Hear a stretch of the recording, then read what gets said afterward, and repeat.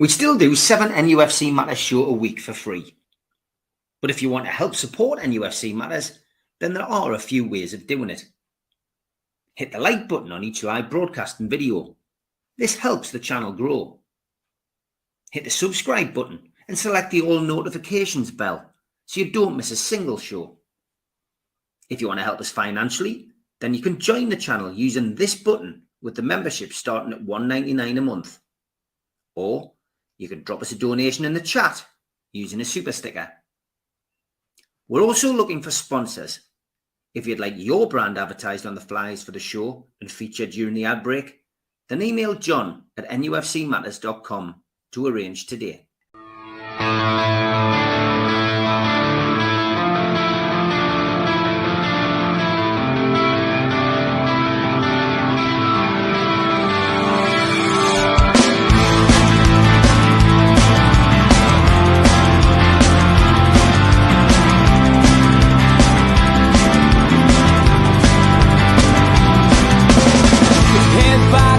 Critics attack. It feels like I've been talking to myself again.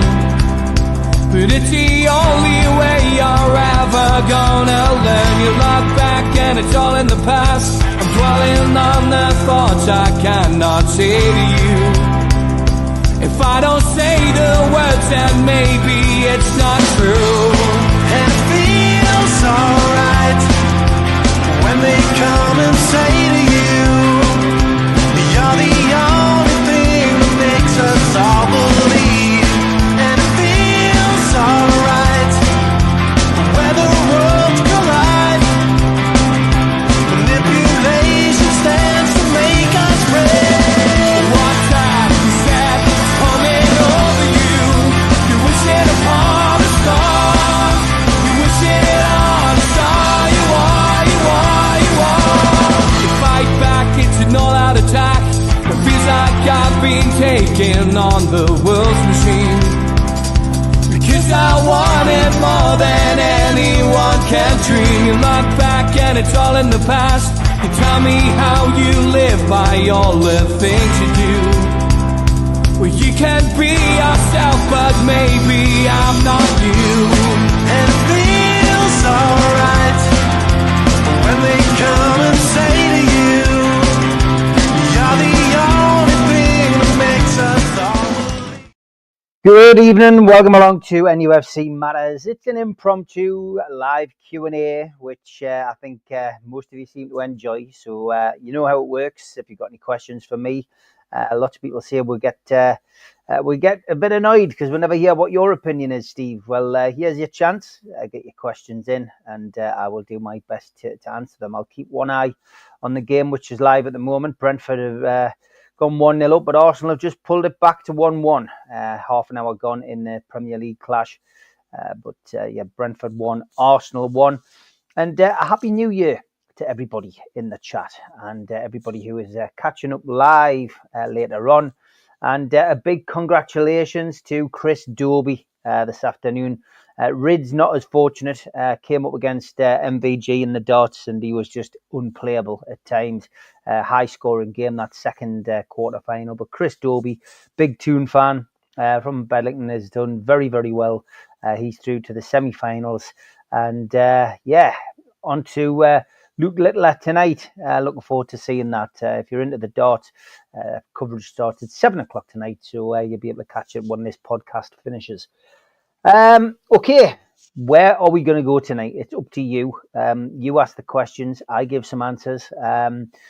Most things I talk about. If I've got a question which I don't want to answer, I'll tell you I don't want to answer it. So over to you. You're in control of the show as usual. Stephen Kennedy says, Happy New Year, Steve, to you and your family and to our NUFC Matters family. But he does ask a question after that. He says, Steve, does it annoy you as much as it does me that so many ex-pros who are pundits can't seem to give us any credit?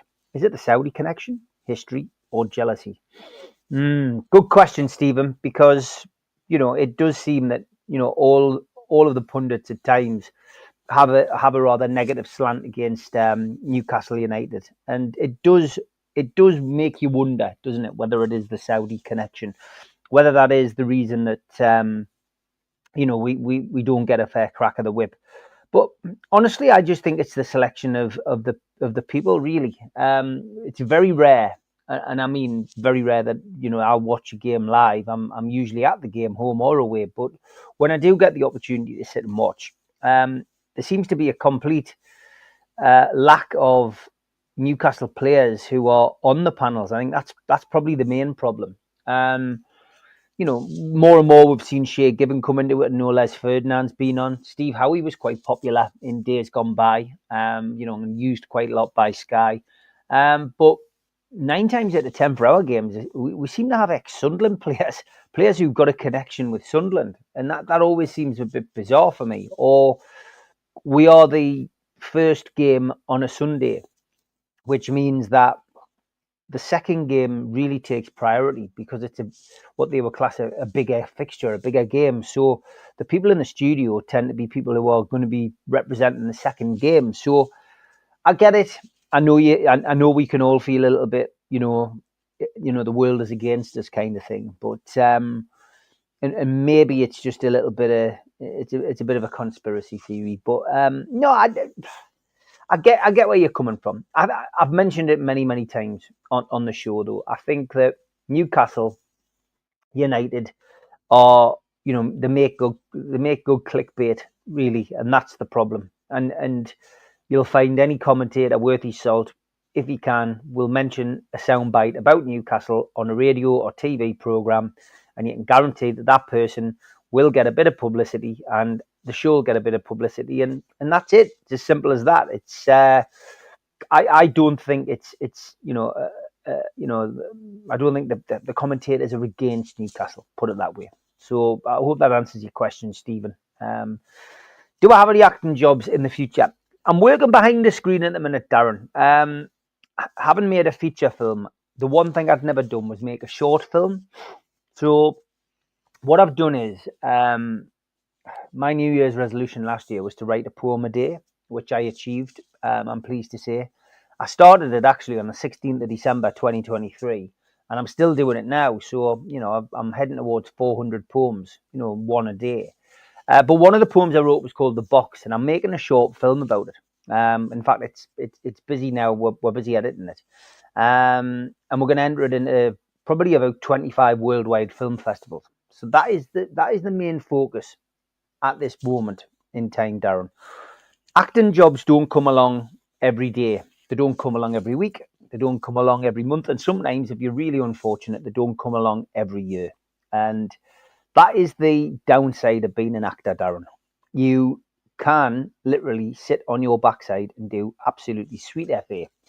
It's very rare that you have somebody who is working 24/7. It does happen. You'll see TV programs on BBC and on ITV and all these other networks that we've got, and you'll see familiar faces. And that's because every actor at some point in time, if they're hardworking and lucky, and you need a bit of luck, gets that opportunity. They'll get that part which catapults them into other things, and you'll find that an actor has a really good year or a really good couple of years. There's very few actors have lifelong careers, but I'll classify myself as quite lucky. If I've said now the parts I've had, I'm over the moon. Bearing in mind I started when I was a kid. I was an actor from the age of 7 until I was 17, but then I walked away from the profession that I loved and didn't go back into it until I was in my mid-30s, and that's 17 years from walking away. So I classify myself very lucky that I managed to get back on that level. I went back, I studied, I went and did a GCSE in my 30s, went and did a degree in my 30s. But I classify myself as a very lucky person, a very lucky actor. And I've achieved lots of things that I wanted to achieve. So I enjoy all sides. I'm writing at the moment. I'm busy writing a play. I think I spoke about it in the last Q&A.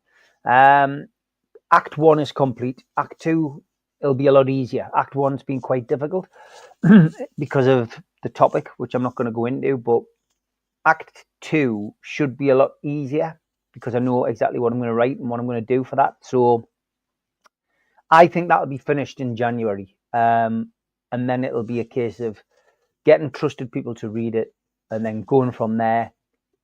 any alterations I think might be needed will be done, and then it'll get placed. It's I've got somewhere where it'll be on. You will see it at some point. So those are the main focuses at the moment. But no acting jobs on TV or film at the moment. Probably had about 7 or 8 castings last year. Wasn't successful in any of them. And that's just the business. If your face doesn't fit, you've got to be thankful that you're getting the castings, because clearly your CV and your look is something that a casting director is looking for. There's one thing from last year which I'm still on hold for, and that's because they are still trying to get this thing placed. It's a comedy series. It's based in the Northeast, and I potentially could have a part in that if it comes off, but it's ifs and buts at the moment, and we'll wait and see. But yeah, new year, new hope, new castings, and who knows, my face might fit with something new, and we'll wait and see. The main thing is I'm not sitting waiting, because I'm always busy. I'm always doing something, and that's the main thing. That's the main focus. If you're a creative, you have to keep creating. You have to keep being creative. This podcast is creative. This podcast is me being me, I guess, and creating content, and that's what it's all about. And I will continue to do that on this particular platform for the time being.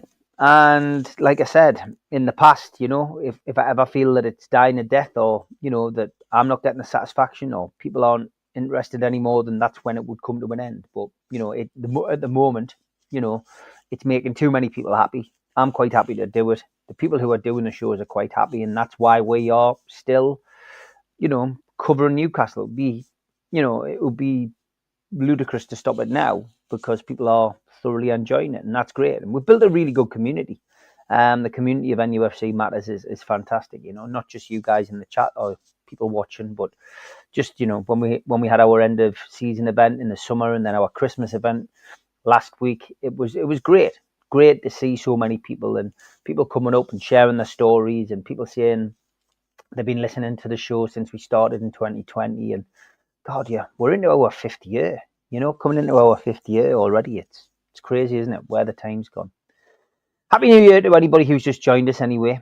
Mark Byers has got a question. He says, if you had a pet parrot, what would be the first thing you'd teach it to say? Pieces of 8, Mark. Pieces of 8. Because that's what they say, isn't it? Pieces of 8. Pieces of 8. Polly want a cracker. Top Bobby, good evening. Hi, Steve. Happy New Year. Do you think we'll sign anyone in January? My mindset, Bobby, has been no. I don't think we will. But it depends on availability of players. We are linked with 86 players on Barry's list at the moment. I'm sure it's probably gone up by 1 or 2 more in the last 24 hours since Barry sent the list. But for me, I think Eddie's happy with what he's got at the moment. He's clearly going to need a new striker. Callum Wilson, we can't go on like this. And Law of Averages says Isak's going to get injured again at some point. So he's not going to put his trust in a Sula. I would say that a forward is something that they'll be prioritising. Will it be this window? It depends if anybody becomes available. And that's down to Mitchell. Mitchell's list, Eddie's list.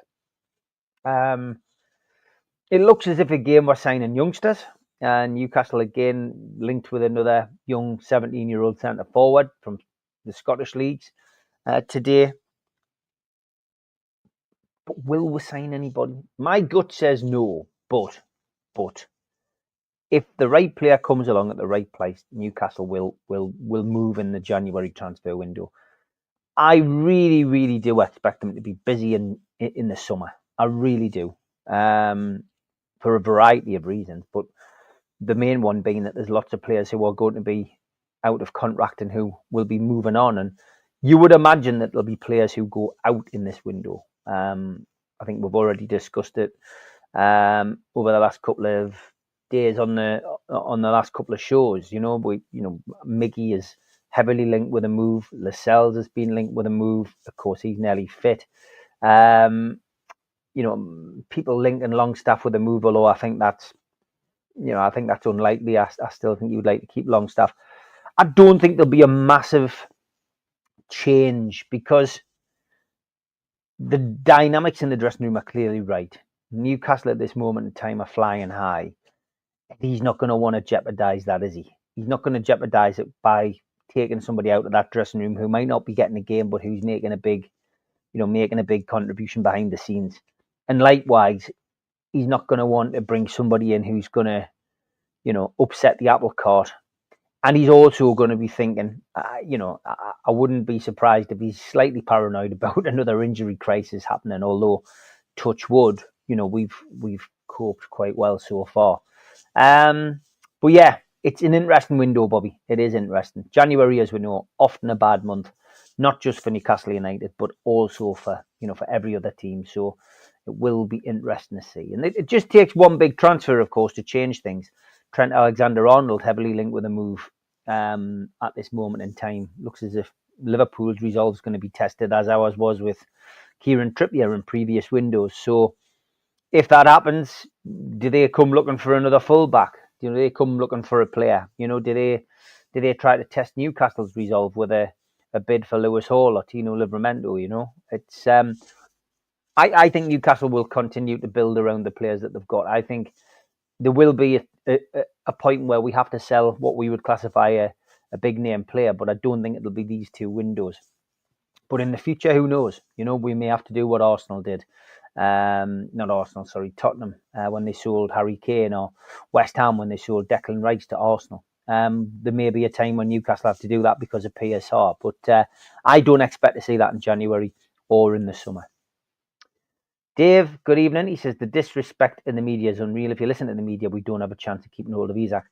I get where everyone's coming from on this. I mean, look at the win against Manchester United. Couldn't find anybody giving Newcastle praise. It was all about how poor Manchester United were. So let's face it. There is the way that people report things is different to maybe the way that people talk about Newcastle in the media. But crazy, really. Mark says, what one thing, either in football or in as a whole, do you hope is obsolete in 10 years' time? All right, okay, it's a good question. Obsolete. I mean, I'm not a fan of the amount of substitutions we've got, Mark. I think these substitutions are crazy now. It's really ridiculous how many substitutions. I wouldn't say go back to one, but I did much prefer it when it was just 3 subs. I wish they would just get VAR right as well. VAR is taking so much time. It's taking too much time. I'd love to see VAR removed and just go back to on-field decisions. Keep the basic, keep the basics like the goal line technology. We've seen it already in the Brentford Arsenal game today. Keep that, but VAR, unless it can be perfected, I think needs to be removed because I think it's spoiled the game as a spectator sport. What other thing in football? I'll come back to that, Mark. I've given you a sort of answer, but I'll come back to you if there's anything else I can think of. Les says, I'm sorry, but the Saudi connection doesn't wash when most of the pundits are paid with Saudi money, or are big supporters of, the snooker or the boxing or whatever else has gone out there.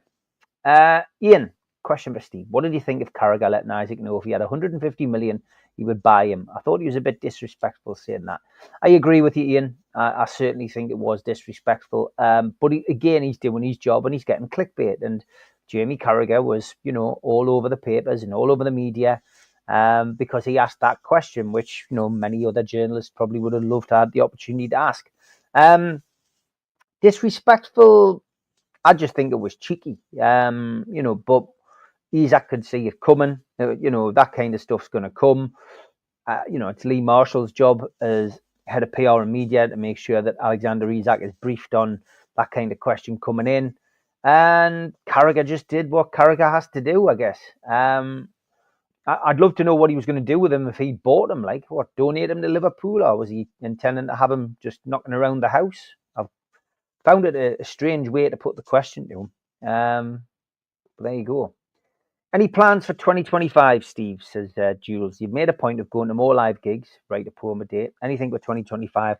Or happy to see where life takes you. Jules, thanks for everything you've done. It was lovely to see you and Dave. Hope your journey home was a bit easier than your journey up to the northeast. I'm not one for making resolutions as such. It's more life changes and doing stuff different.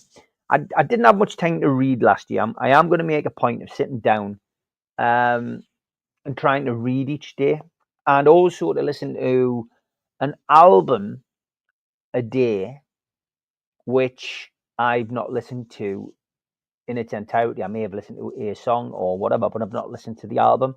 So today I listened to Bob Dylan's first album, just simply entitled Bob Dylan. Really good version of House of the Rising Sun on there, actually. But that's quite easy to do because I go out quite a bit. I'm out at least once a day, but even if I'm not, I could easily put it on the house if it was bad weather and I didn't go out. So an album a day, and I'll post which album it is and what I've listened to. So yeah, Bob Dylan by Bob Dylan, which I think was 1962. The last song was really good. Do Me a Favor, Clean My Headstone for Me was quite a. I really enjoyed that song. Quite a macabre song about soldiers getting killed in the war, and just saying if he dies, can you clean me headstone? But it was I enjoyed it. Good album. And Bob Dylan at his best before he went electric, acoustic and harmonica. Really did enjoy that. So that's it, really. I am going to continue to write the poem. I think there's going to be a bit more comes of the poetry. I've got a few ideas about that. Continuing to do gigs. Already got tickets for Bruce Springsteen again this year, and ELO. Going to go and see ELO. Got a few others in mind. A few other things in mind. So yeah, carry on seeing gigs. I want to get to the theatre more as well. Didn't do the theatre a great deal last year, but yeah, maybe get to a few more theatres. Although I did manage to go and see Wicked the musical last year, which is the first, another tick in the box, another musical scene, which was good. Me and the family went to see that. Mark says, what movie character do you relate to most and why?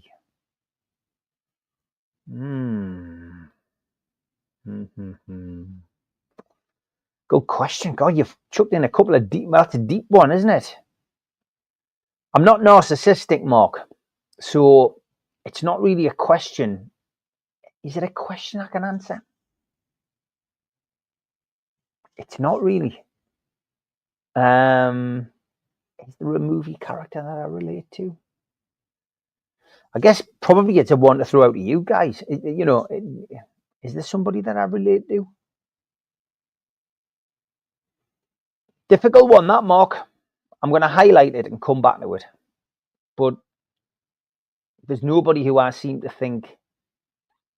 There's nobody that I can really think of. So no, it's a difficult one, mate. Difficult one. That half time in the game, Brentford 1, Arsenal 1. Stephen Kennedy says they all seem too scared to have someone like Joe Allen on who tells it as it is. There should be a program that caters for honest opinion. Yeah, Stephen, that's not a bad idea. And I mean, Joe speaks from the heart, doesn't he? He really, really does speak from the heart. Joe has, had an incredible turnaround in his life in the last 12 months, and he's going from strength to strength. I'm sure those of you who saw him at the Christmas do would be able to be testament to that. But Joe is a straight talker, and probably somebody who, despite the fact that he's, very good at saying what he says, probably wouldn't be as welcomed on to shows maybe as some other people are. But great on our shows. Great to have him on the podcast. But yeah, maybe you're right, Stephen. Keith says, how big a test is it to replace Shaw and Bruno away at Arsenal? Some incredible choices and formations need attention. Happy New Year, Keith. I hope you and your lad are fitting well, Woody. Pass on my best to him. He was in touch just before Christmas. It's difficult, isn't it? It's incredibly difficult. But the key to having a manager like Eddie Howe is that somebody who can not just concentrate on that first 11, but also concentrate on those players who are in reserve and make sure that those players, when and if called upon, can come in and do the job that those players who are out through injury or suspension, make sure that they can come in and take their place and play accordingly. And that's You know what, Keith? I'll point to one game, League Cup last year, Manchester United away. Injury crisis was at its peak. Newcastle start with Matt Targett in centre midfield, Tino Livramento and Lewis Hall as fullbacks, Paul Dummett as centre half. It doesn't get any more grim going into a game like that. We won 3-0 against Manchester United, and they weren't as bad as they were the other day. Yes, it's a big test, Keith, but as long as Eddie Howe's been doing his job, whoever comes in to fill those places and fill those gaps, I've got confidence in Eddie Howe managing to get a result at Arsenal. And Arsenal aren't looking as good as they did with Saka in the team. And that's a positive for us, a massive positive for us. We've got another game to go before we get to that. We've got to go to Spurs. And if we can get a result at Spurs, Keith, if we can win at Spurs, then we're going in as the form team. It's going to be interesting, mate. Really is going to be interesting. But I think the answer is it's not a big test because I think Eddie will have the boys ready to go. Where else do we go? We'll have a quick break as well. What's the one thing in the past? What's the one thing you've done in the past that you'd never do again? True crime, Mark. True crime.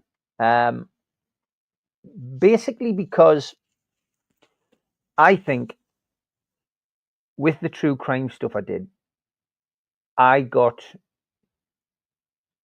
too embroiled in the stuff that I was doing. And that can be dangerous. And I think as well, Mark, from my perspective, I never thought about the victims of crime and the stuff that I did. Let's talk about the craze. The craze were people who I met and visited and then eventually wrote books on and did documentaries on or contributed documentaries about. But in the grand scheme of things, the craze were murderers. They murdered people. They murdered George Cornell in a pub and they murdered Jack the Hat at a party. Obviously, we know as well that Frank the Mad Axeman Mitchell was another victim of the craze. Although they weren't the ones responsible for his demise. So 3 people. Now, because it was historical and because it was something in the past, Mark, and because there'd already been lots of books written, I felt it was all right to talk about it. And I never condoned it. You can watch any interview that I did, about the craze, and I'll always say, I don't condone what they did. And I didn't. But does that mean that the families of George Cornell, Jack the Hat, or Frank Mitchell, feel any better when Steve Wraith's standing doing an interview talking about the craze life of crime?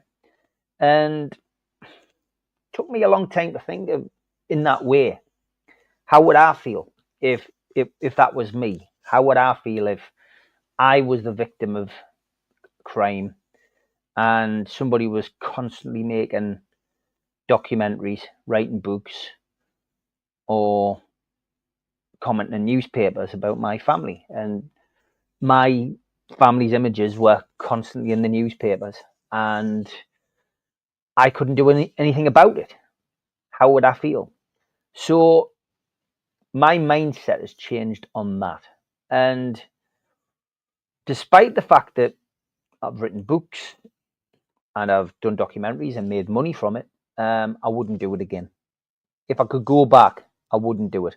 And I think the difference between me and lots of other people who were involved in that particular life and that particular covering that particular genre is that it was never planned by me. I didn't get involved with the craze to make money. I had a fascination. I was interested, an obsession, like lots of us do about lots of things. And I picked up a book, passed my exam at school on it, and then I walked inside the book, walked through it and met all the characters, and then walked out to the other side with a story to tell. So simple as that, really.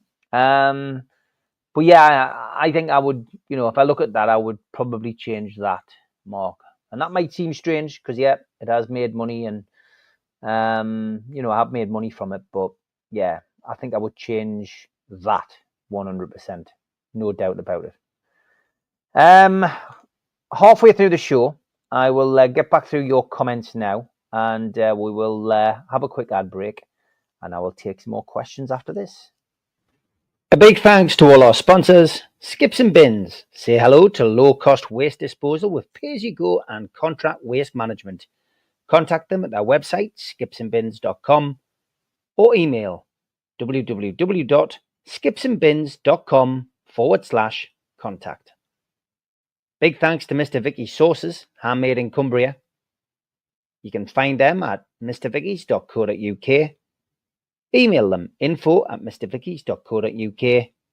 Telephone 01768 210 102. Thanks to our fanzine sponsor, United Group Travel. Travel and Tourism Award winners 2024. 2-crew driver and courier, local family company, 3-star plus quality hotels and no interchanges, all excursions included. Find them at their website, www.unitedgrouptravel.com. Email beverly.ugtl@gmail.com. Telephone 01670 632 460 or mobile 0791 666 4174. A big thanks to Media Arts for all the help with the technical side of things.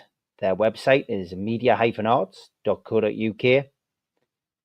And we're also available as a podcast. You can find us on Sports Social, Podcast Network, iTunes, Spotify, and other podcast providers. If you want to help the channel, then hit the subscribe button. We do 7 shows a week. Hit the thumb up that likes each video, and click share to share to your social media. Some Newcastle United events coming up. An evening with the entertainers, 24th of January 2025. Box office number is 0191 243 1171. Or website, Tyne Theatre and Opera House.uk. An evening with Lee Clark takes place on the 31st of January at the Tyneside Irish Centre. Tickets are available on Voucher or from newcastlelegends.com. An afternoon with Celeste Ferdinand takes place on the 6th of April 2025, 12 p.m. till 4 p.m, and that's at the O2 City Hall in Newcastle. Tickets from www.ticketmaster.co.uk or from Voucher. And did you get a book voucher for Christmas? Then why not buy The Entertainers, 1992 to 1997, Kevin Keegan's Legacy by Will Scott. Priced $18.99, also available from newcastlelegends.com. Okay, welcome back. This is the live Q&A with myself, Steve Braith. And if you're a regular viewer of the podcast, you will know that every now and then we do one of these, and people seem to enjoy them because I don't get much chance to talk. I tend to facilitate the podcast and have a chat with the contributors. But yeah, it's for me personally, a good opportunity as well to have a little chat with you guys. Mark Byers did ask us a question earlier on. What movie character do you relate to most and why? Rather than picking a particular movie character, I'm going to say anybody who is, I guess, the underdog. I do tend to champion the underdog, Mark. So I was named after Steve McQueen, who Donald's just mentioned in the chat.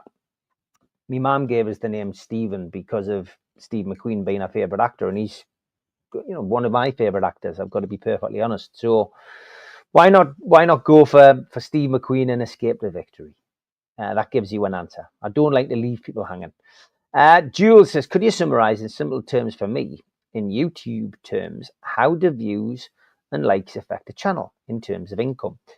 It's very, very difficult, Jules, to give you an answer on how it affects income, because income really is only generated by how many views people give the videos.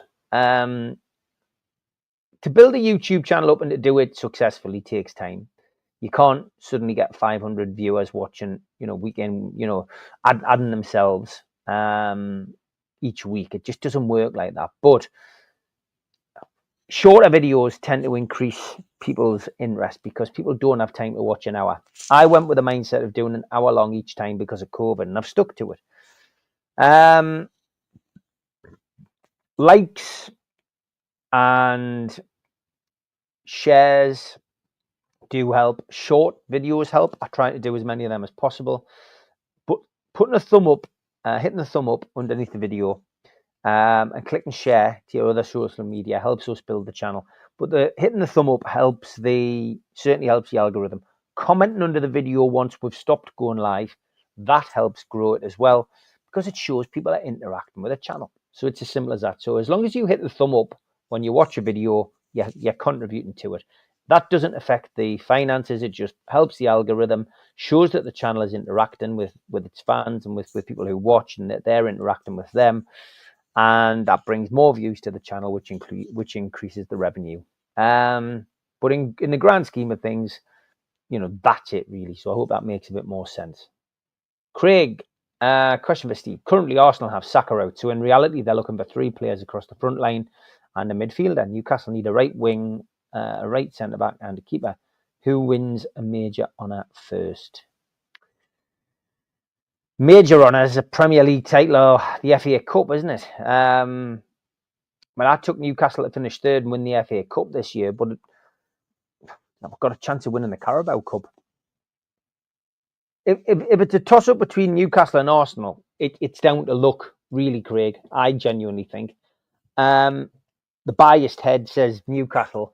The realistic head, because Arsenal have been there, done it, and got the T-shirt, says Arsenal. So I'm going to have to say Arsenal would probably win in short term. In the long term, I do see Newcastle being regular competitors for all competitions. But a lot depends. If you're saying that the League Cup is a major competition and Newcastle beat Arsenal, they've got a really good chance, haven't they?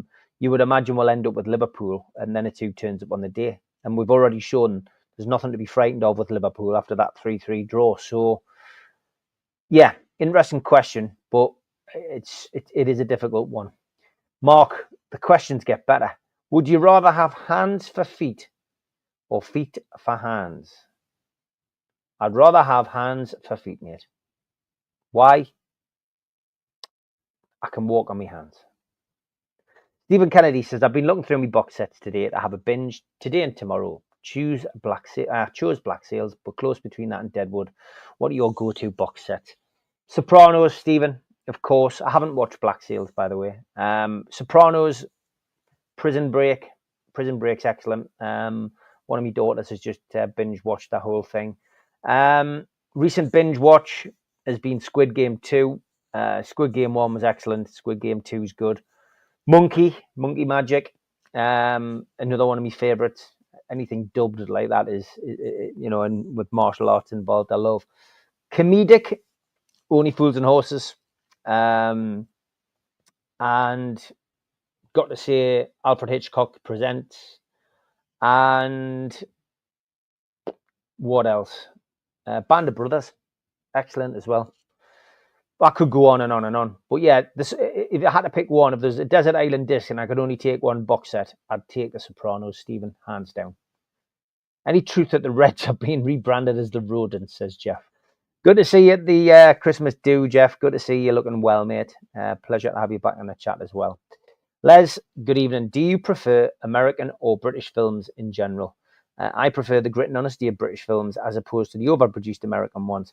Yeah, British for me. Low budget British films are really special. I've made one myself. I know the effort that it takes to make one and to get the distribution deal. That'll be something that I'll always be remembered for. In the sense that I wrote a film, produced it, starred in it, and got the distribution deal and got it out there. But I do like the grit and honesty of British films. Some great classics as well. The fact that we've had 28 Days Later director come and make his latest film up here, which is coming out with a local actor who starred in my film, playing one of the lead roles, is really spot on. So, yeah, I love it. British films are great. And I love going back. I mean, obviously the gangster genre is something I really enjoy, but, The Long Good Friday, excellent. You know, there's so many good ones. Love, Honour and Obey that Ray Burtis did in the 90s, which gave Jude Law his big break. You know, there's so many special ones that I can think of. And, you know, Kess, you know, not getting away from the gangster genre, you know, was special as well. Get Carter, of course, made in the Northeast. But yeah, I do prefer British. Hi, Steve. Thanks for all the shows in 2024. With the last series of Vera starting tonight, are we to expect to see you back on our screens?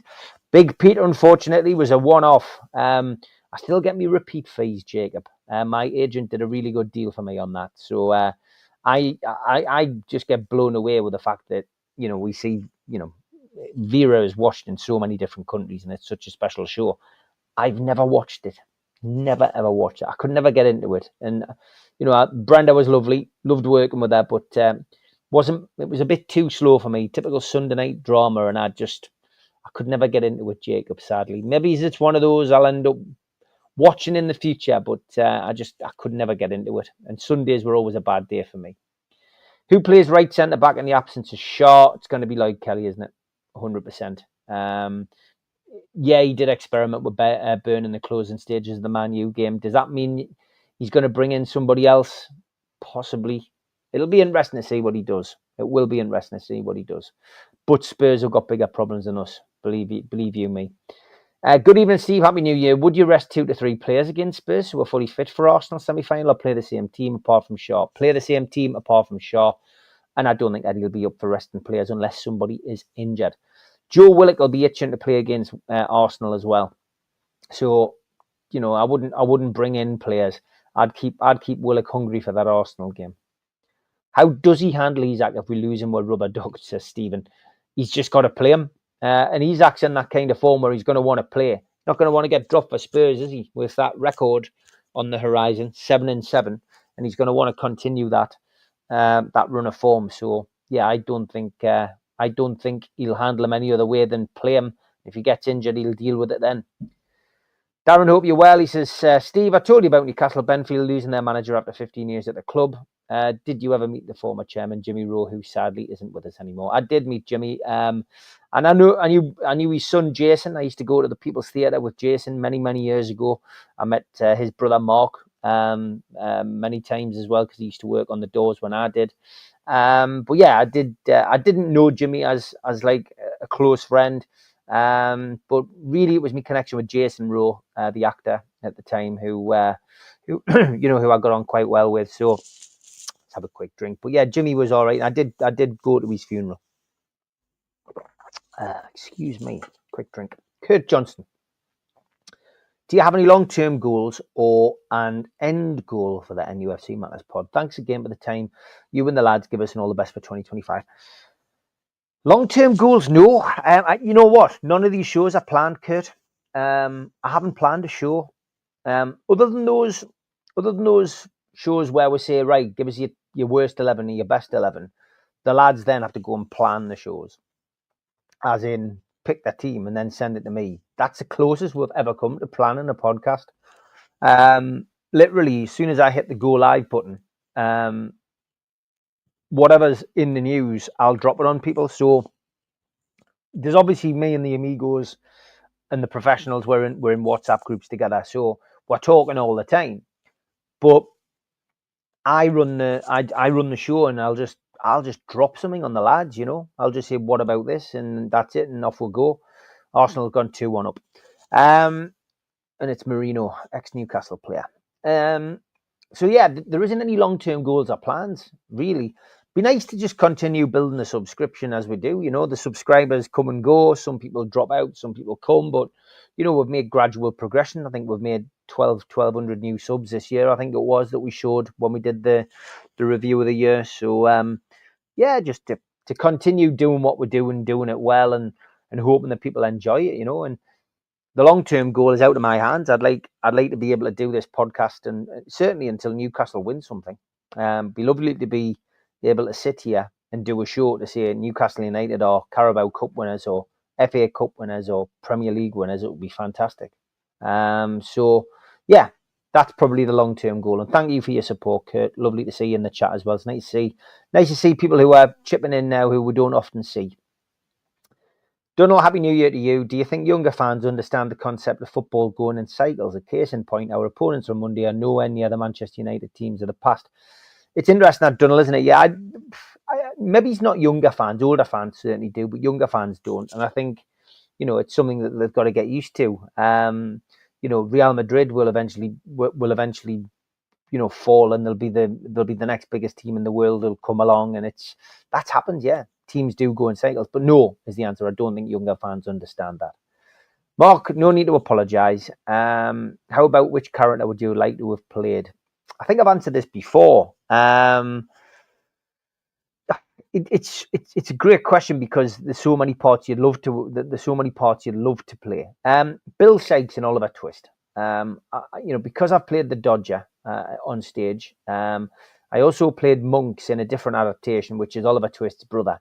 I'd love to play Bill Sykes, and I'm probably just at the right age now to play Bill Sykes and be able to shout bullseye. That would be good, Mark. I'd love to do that. So that's probably the answer. Barry, Happy New Year to you too. If we buy a right winger who's better than Murphy, couldn't happen. Will Howe very slowly bring them in? We are doing okay. We are doing okay.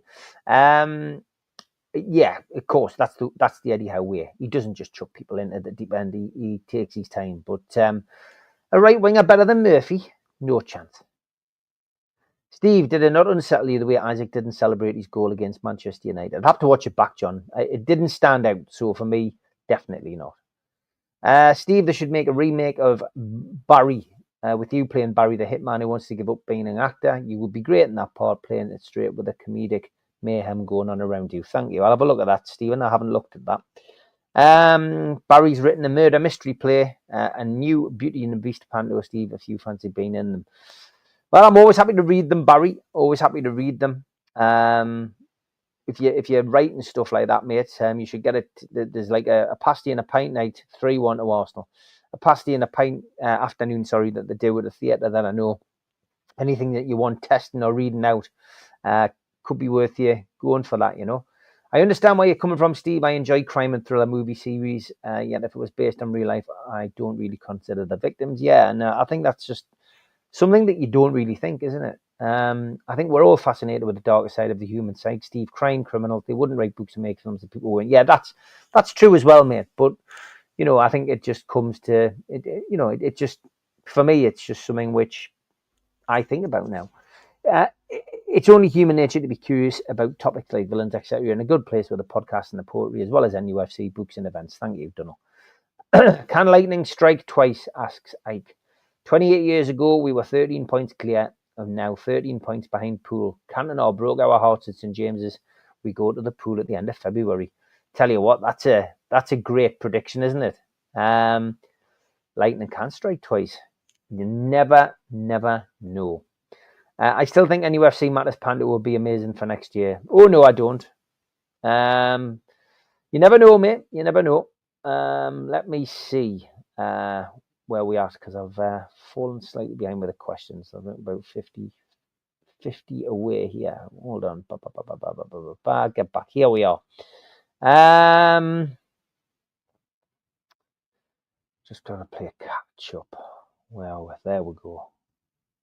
And lightning string twice. That was the last one.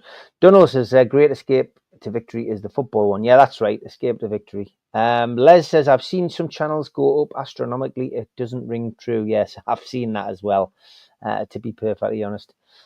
Paints, Plastics and Figures says, the more likes you get, the more video gets dropped into other viewers' recommendations. That the video meets the video searches that they are looking for. Mark says, my dad wanted to name me Omar after Omar Sharif. So imagine how disappointed that they named after me after a skid on a pair of underpants. Mark, dear me, how you make me laugh, mate. Barry says, I have Mark as a middle name. Mark always wanted to change it round. All right. Funny how Man United always seem to put up with mediocrity until we beat them. Then all their fans seem to lose the plot. Yeah, there was a few who lost the plot as well. Ike says, listening to an album a day, what a brilliant idea. It's got to be an album that you've never listened to, Ike. So, honestly, I mean, I've got Apple Music on my phone, so it's easy for me to just to plug in and to do that. But I am definitely going to do it, 100%. Have a look for Monkey theme song. live. Those two are nuts. I've seen it. Yeah, we put it on in the gym before Christmas. We saw a live version as well. They also did a live version at the guy who played Pigsy and Monkey's wedding. Watch that, Google that, you'll be able to see it. It's absolutely hilarious. Donald's favourite Brit flicks, Get Carter and Purely Belter. Davey says, have you ever seen us play a better first 30 minutes again versus Manchester United the other day? I haven't, although that Spurs game, 6-1 game was special. I think that's probably the best half an hour against Manchester United in recent times. Probably since the 5-0, mate, definitely. And don't forget, of course, the, what was it? 6 goals against bloody Spurs. That one, that maybe that's the one you're talking about, where we're 4-0 up after 20 minutes or something. That was a game I actually missed. I was coming back from London. I answered that question about films earlier on. Love, Honour and Obey was great, mostly improvised as well. And because of that, the characters had the same names as the actors who played them. Yeah, Mark. And my mate Ray Burdiss directed that. Ray's got a couple of big projects in the pipeline as well, which hopefully I am going to be involved in, but won't be next year. I don't think. It'll probably be the year after, but we don't know. Scum's a good film, Mark. Yeah.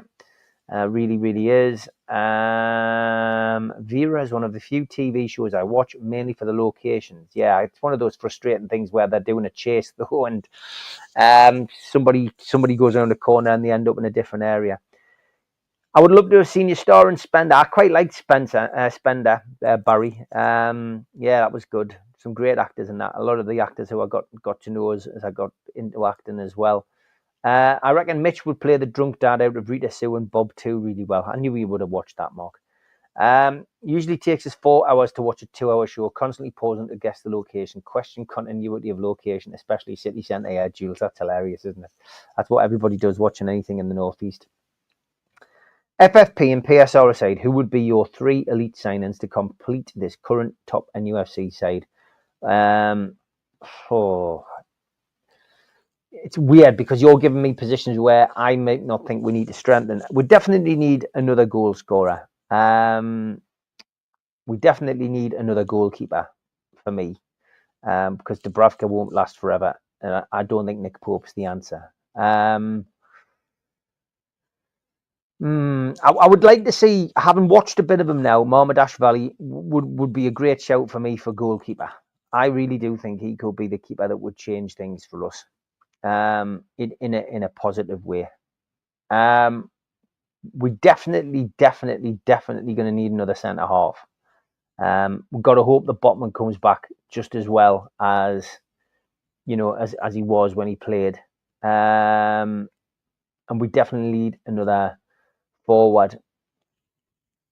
The centre half is fascinating because Botman's young. I still think we'd need somebody with a bit of experience, I'd love to see Newcastle go for a forward thinking player. Maybe he's a Gibbs White or an Alanga. The centre half is going to be difficult. You're going to need to prize somebody away, I think, from one of the other clubs in the Premier League, or find somebody on the continent. So I couldn't put a name to that player. But Alanga, Gibbs White, and Mohammadashvili for me. Yeah, Nicholas, no problem, mate. 1983, what are you going for? LS, Pringle, Fila, Nike, Tachini, Lacoste, Kappa, or Adidas? I've always been Adidas, mate. Most of the lads used to wear Kappa, and I loved Lacoste. Hasty's a Tachini man. I did like a bit of Fila, and I did like a bit of Pringle when I was in my early teens. But Adidas, mate, 100%, and Lacoste. Rather than playing left foot or right centre back, could we not play Tino and Trips on the right side and defend? Depends what's happening with Trippier as far as his injury as well, Steve, do you think Mitch will ever return to Newcastle one day? Permanently? No, I don't think so. I think he'd be mad as well. He's got a really nice out there. If anyone in the chat or people you might know not watching this would like to appear on Fans Forum, get in touch with Steve. It'd be good to get new faces on alongside regulars. Yeah, there's always avenues open. Martin will be back in the new year. Martin's had a few ups and downs in his life, and I know Richie occasionally has talked about coming back. It would be nice to have Richie back on the platform. He went off to do another show but is currently not doing anything now. So yeah, but anybody wants to come on, always happy to welcome new people. Steve, great to meet you a couple of times in 2024. Hope to do again 25. Your content and chat has brought me so much pleasure. Thank you, David. Thanks, mate, and thanks for your thanks for everything as well that you've put across to us. Stephen Kennedy and you and Jimmy Wilson and others have been great and sending us tweets of the week and stuff. So thanks for playing your part. Steve playing Steve McQueen and Papillon would be challenging if there was a remake. Yes, I think so. Another cracking film. I missed the title of that. So yeah, Papillon is a good one. Let's see what Stephen Kennedy says. All the lads are really up for it at the moment. Let's hope that lasts until May. Then we'll be close. Yeah, I'd agree. Paint, plastics and figures. I'm back on board, getting back to my old ways, back in a sensible job, sensible hours, so back on board, a few shows a week. Funko Freddy is back. Welcome back. Great to have you back in the chat as well. Last couple of questions or comments. Goalie, centre half, right winger, and being greedy and more game ready striker. Gary says, fantastic film. The subject matter is pretty tough. Nil by mouth. Oh, it's great. Ray Winston, Kathy Burke, directed by Gary Oldman. Yeah, Ray Winston. Anything with Ray Winston in is really, really good.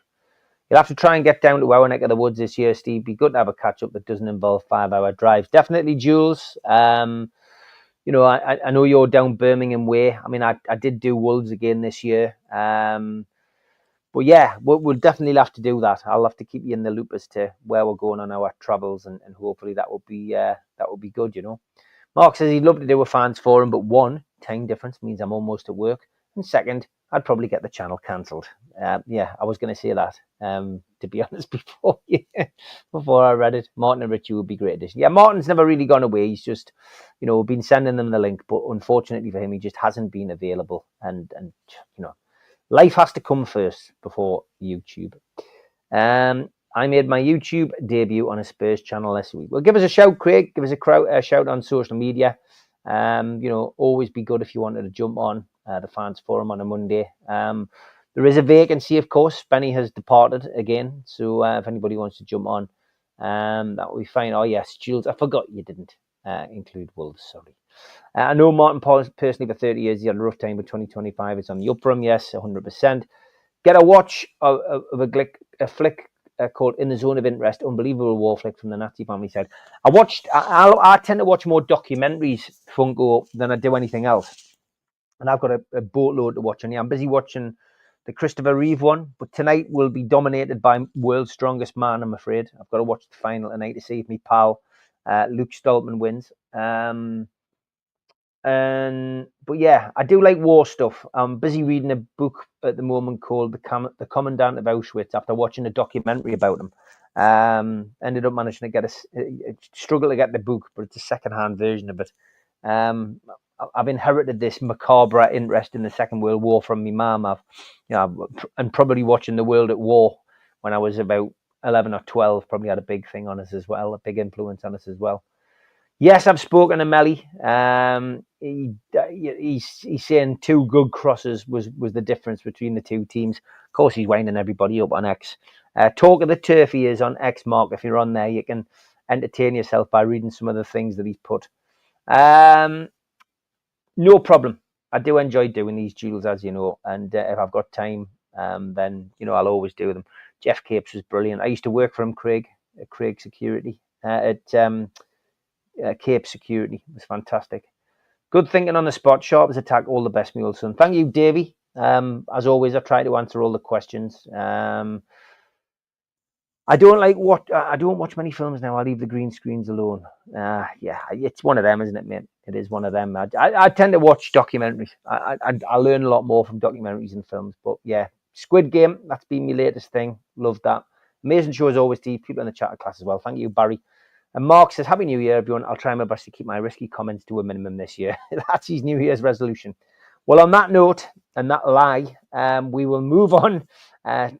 Tomorrow night, there'll be another player from the Entertainers interviewed. That'll be Philip Albert, if I remember rightly, 6 o'clock. Go and hit the like button on it. Go and click the little bell underneath it and set all reminders. And that means you'll get a reminder on your phone or in your email And I shall be back live with the chaps on Friday night, 5 o'clock, for a 2-hour Amigos, getting back into the swing of things. Whatever you're doing tonight, have a great day. And if you've just joined the show, hit the rewind button, watch it from the start. But I will say Happy New Year. Take care, everybody. See you live at 5 on Friday.